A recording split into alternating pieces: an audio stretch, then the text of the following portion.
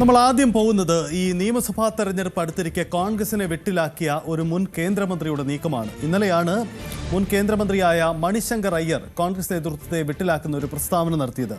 പിണറായി വിജയൻ തന്നെ അടുത്ത തവണയും മുഖ്യമന്ത്രിയാകുമെന്നായിരുന്നു കോൺഗ്രസ് നേതാവ് കൂടിയായ മണിശങ്കർ അയ്യരുടെ പരാമർശം.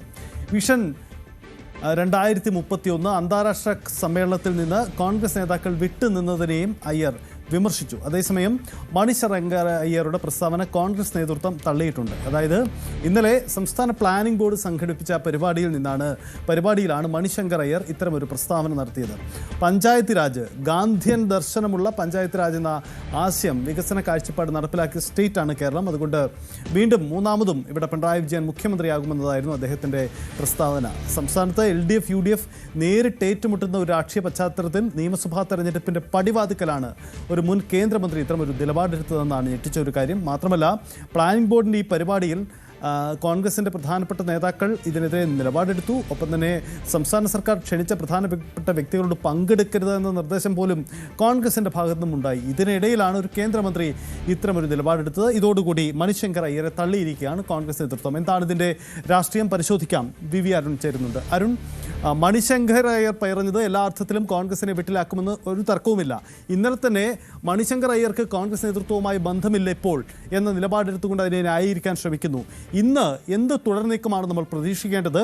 ഇതിനിടയിൽ മണിശങ്കർ അയ്യർ CPM നേതാക്കൾക്കൊപ്പം ഇന്ന് മാധ്യമങ്ങളെ കാണുമെന്നും ചില സൂചനകളുണ്ട്. എന്താണ് സംഭവിക്കുന്നത്? ഇതിൻ്റെ രാഷ്ട്രീയം എന്താണ്?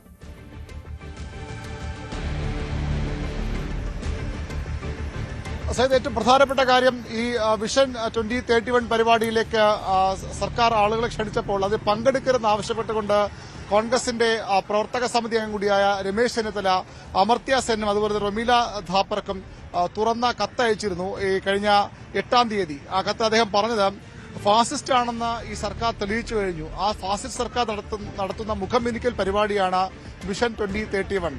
അതിൽ പങ്കെടുക്കരുത്. ഈ സർക്കാരിന്റെ ജനം തിരസ്കരിച്ചതാണ്. അവരുടെ PR ക്യാമ്പയിനിൽ പങ്കാളികളാകരുതെന്ന് ആവശ്യപ്പെട്ടുകൊണ്ടാണ് അമർത്യ സെന്നും നൊബേൽ പുരസ്കാര ജേതാവ് അമർത്യ സെന്നും റൊമീല ഥാപ്പർക്കും മുൻ പ്രതിപക്ഷ നേതാവ് കൂടിയായ രമേശ് ചെന്നിത്തല കത്തയച്ചത്. ആ പരിപാടിയിലേക്കാണ് കോൺഗ്രസിന്റെ മുൻ മന്ത്രിയും പ്രധാനപ്പെട്ട നേതാക്കളൊരാളുമായിരുന്ന മണിശങ്കർ അയ്യർ എത്തിയെന്ന് മാത്രമല്ല, അദ്ദേഹം രണ്ടു കാര്യങ്ങളിലാണ് കോൺഗ്രസിനെ വെട്ടിലാക്കിയിരിക്കുന്നത്. ഒന്ന്, പിണറായി വിജയൻ തന്നെ വീണ്ടും മുഖ്യമന്ത്രിയായി വരും, കേരളത്തിന്റെ മുഖ്യമന്ത്രിയായി വരുമെന്ന് അദ്ദേഹം ഒരു പ്രഖ്യാപനം നടത്തുന്നു. മുഖ്യമന്ത്രിയെ വാനോളം പുകഴ്ത്തി സംസാരിക്കുന്നു. കേരള മാതൃകയെ, എപ്പോഴും ഇടതുപക്ഷ സർക്കാർ കഴിഞ്ഞ 10 വർഷമായി ഉയർത്തിക്കാട്ടുന്ന കേരള മാതൃകയെ, കേരള ബദലിനെ അദ്ദേഹം വാതോരാതെ പുകഴ്ത്തി സംസാരിക്കുന്നു. മാത്രമല്ല, തന്റെ പാർട്ടിയിലെ നേതാക്കൾ